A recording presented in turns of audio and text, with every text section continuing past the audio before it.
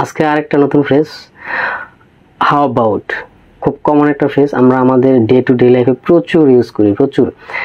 এই জাতীয় common phrase আমাদের স্পিকিং লেভেলকে নেক্সট লেভেলে নিয়ে যাবে যদি আপনি এগুলো বলতে পারেন। কারণ আমরা যখন কথা বলতে চাই তখন অনেক বেশি শব্দ খুঁজতে হয় ভিতরে, আর শব্দ খুঁজতে গিয়ে ফ্লুয়েন্সি নষ্ট হয়ে যায়, যে ন্যাচারাল যে ফ্লো কথা বলা সেটা নষ্ট হয়ে যায়।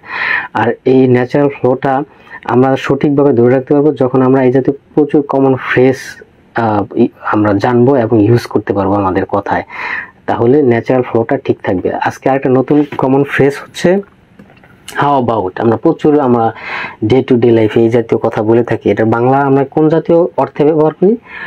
কোনো কিছু করলে কেমন হয়, রাইট? আমরা প্রস্তাব দিই আমাদের বন্ধুদেরকে বা আমাদের পাশে বসা কাউকে, আমরা অনেক সময় প্রস্তাব দিই, এটা করলে কেমন হয়, ওটা করলে কেমন হয়, রাইট? প্রথম যে বাক্যটা দেখেন, how about having a cup of tea. How about having a cup of tea. আমরা প্রচুর বলি যে এক কাপ চা খেলে কেমন হয়, right?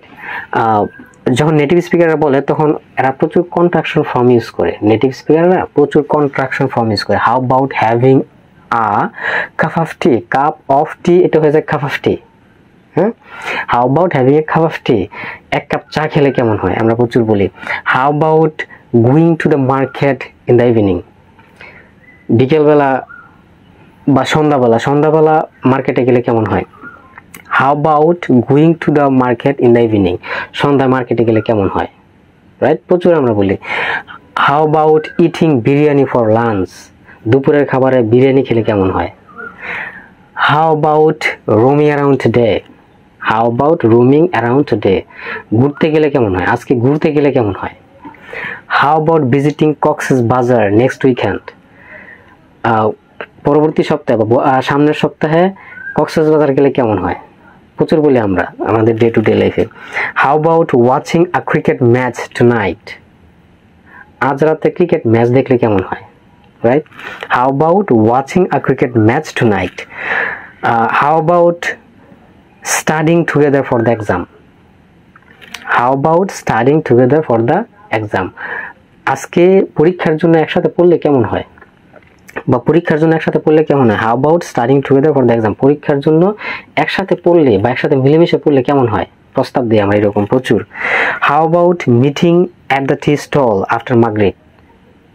How about meeting at the tea stall after মাগরিব। মাগরিবের পরে টি স্টলে দেখা করলে বা চায়ের দোকানে দেখা করলে কেমন হয়, right?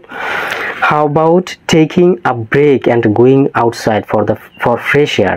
How about taking a break and going outside for fresh air. একটা বিরতি দিয়ে ফ্রেশ এয়ারের জন্য বাইরে গেলে বা সতেজ বাতাসের জন্য বাইরে গেলে কেমন হয়, রাইট? প্রচুর বলি আমরা এই জাতীয়। তো আপনি এই হাউ অ্যাবাউট দিয়ে নিজে থেকে আরও 5টা বাক্য তৈরি করেন কিংবা 10টা বাক্য তৈরি করেন, and keep practising until it becomes the part of your memory. যতক্ষণ না পর্যন্ত আপনার ব্রেনে পার্মানেন্টলি ঢুকে যাচ্ছে ততক্ষণ পর্যন্ত এটা প্র্যাকটিস করতে থাকেন, এবং আপনার ইংলিশ স্পিকিংকে নেক্সট লেভেলে নিয়ে যেতে এই জাতীয় কমন ফ্রেজ প্রচুর হেল্প করবে আমাদের। আরও এরকম নতুন নতুন খুব কমন যে ফ্রেজগুলো আমরা ডে টু ডে লাইফে ইউজ করি সেগুলো নিয়ে আপনাদের সামনে আসবো। সেই পর্যন্ত সবাই ভালো থাকবেন। আল্লাহ হাফেজ।